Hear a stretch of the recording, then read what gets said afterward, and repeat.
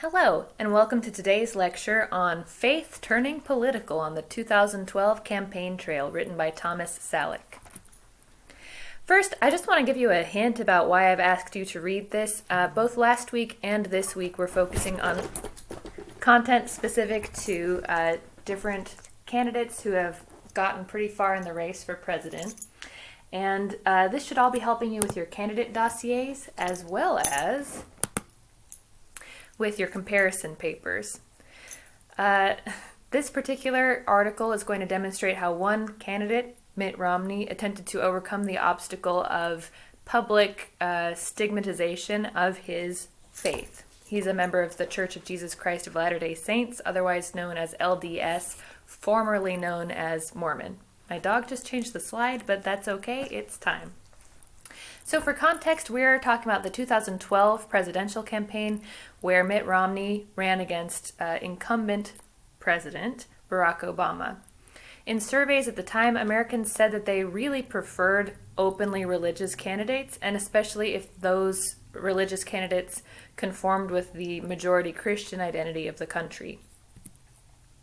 Barack Obama was is Christian, but a lot of people misperceived what his religion was and thought that he was Muslim, which shouldn't have been a problem, but because that is a non-traditional religion in the United States, which is to say not a conventionally recognized Christian denomination. Therefore, Barack Obama had a little bit of stigma going against him. However, this was mostly among people who never would have voted for him in the first place. So Obama's brand was that he was secular and cosmopolitan, and he really didn't do much to address the fact that people had misconceptions about what his faith was, because ultimately that didn't really matter that much to his base. His base either knew what he was, Christian, and liked it, or didn't care. Meanwhile, Mitt Romney was trying to reach Republicans who had grown increasingly less secular in terms of their political preferences, starting at the beginning of the 21st century, most notably with George W. Bush.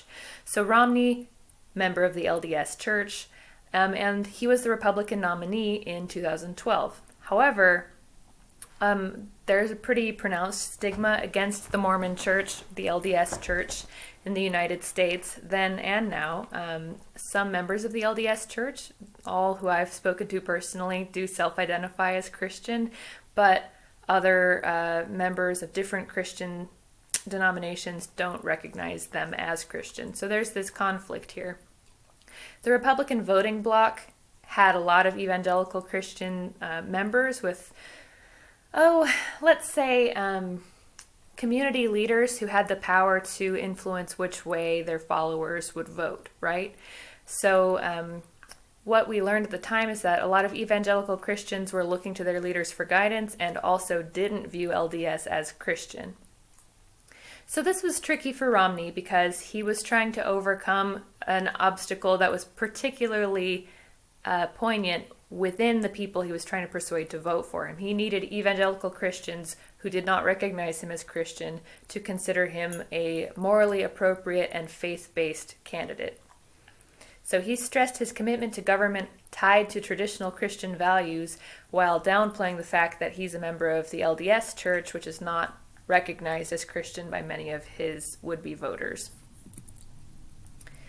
And this brings us to the rhetoric of stigma, which is one of the major concepts from this week's reading. So social stigmas are different identity markers that we can identify in people and suggest that they don't fit within dominant structures in society. So social stigma is anything that is a little bit non-normative according to major trends and dominant trends, and for which a person might be punished. So race, ethnicity, and religion are among the social categories that a person might experience as stigma.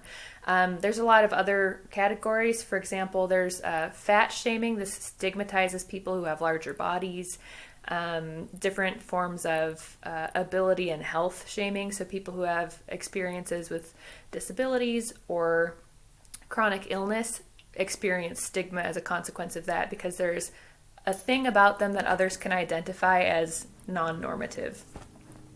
So Sometimes what we see rhetorically in terms of communication is that people who possess a stigma that others can identify may be reduced only to that trait. So if there's something about you that people think is not mainstream, not normal or normative, you might be described as only that part about you.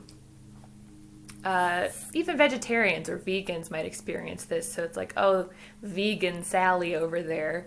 That's a form of stigma, although perhaps gentler and more, what do I want to say, elective than other things that people might be stigmatized for. Okay, so our author tells us that stigma leads to kakoethos, or bad reputation. And this is a problem for speakers because where ordinarily you would be relied on just for things about your character, things that you have control over, things that people can judge with reasonable discretion. If there's something about you that mainstream society chooses to stigmatize, that's your personality until you overcome that. So this is really hard for people in terms of the act of character construction that they're doing with their rhetoric.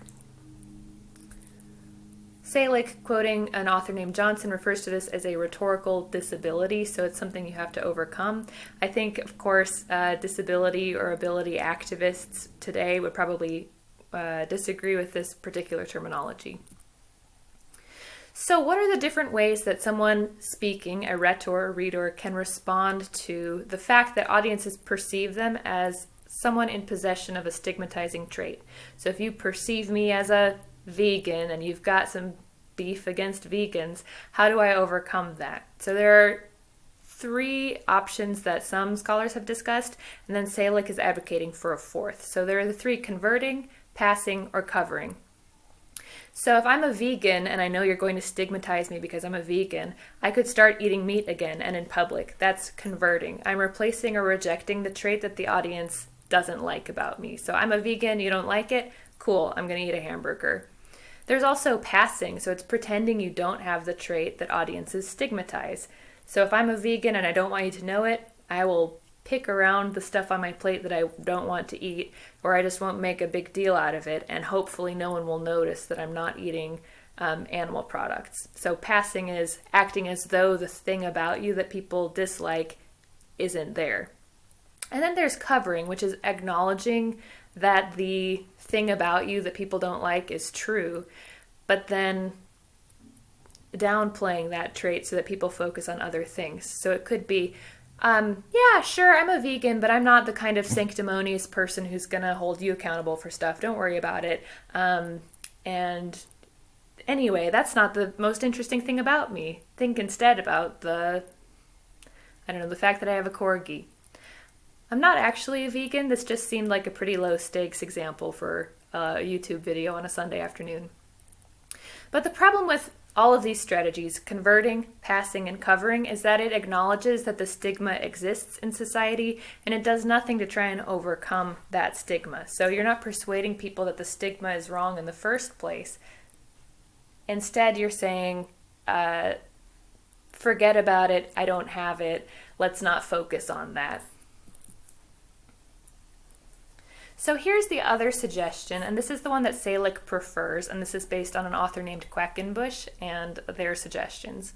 So audiences need to be educated, say these authors, and so we need to change audiences' perceptions of the stigma. You can't have kakoethos if the audience doesn't have a problem with the thing about you that they would stigmatize.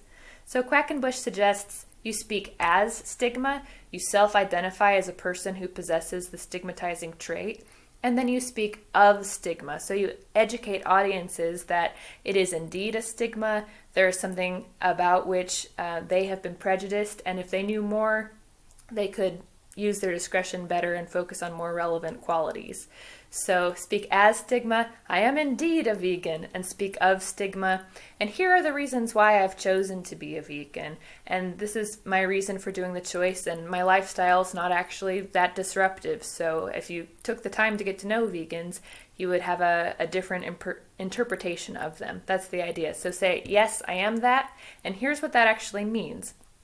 And Salek tells us that at the end of Romney's campaign, people in America didn't really have any clue what being Mormon meant. And so he failed to speak of stigma. He did not educate people about what the thing they were stigmatizing him for was really about. I'm going to pause here and start a second video because I can see this one's already 10.5 minutes long. So I'll catch you back in just a minute.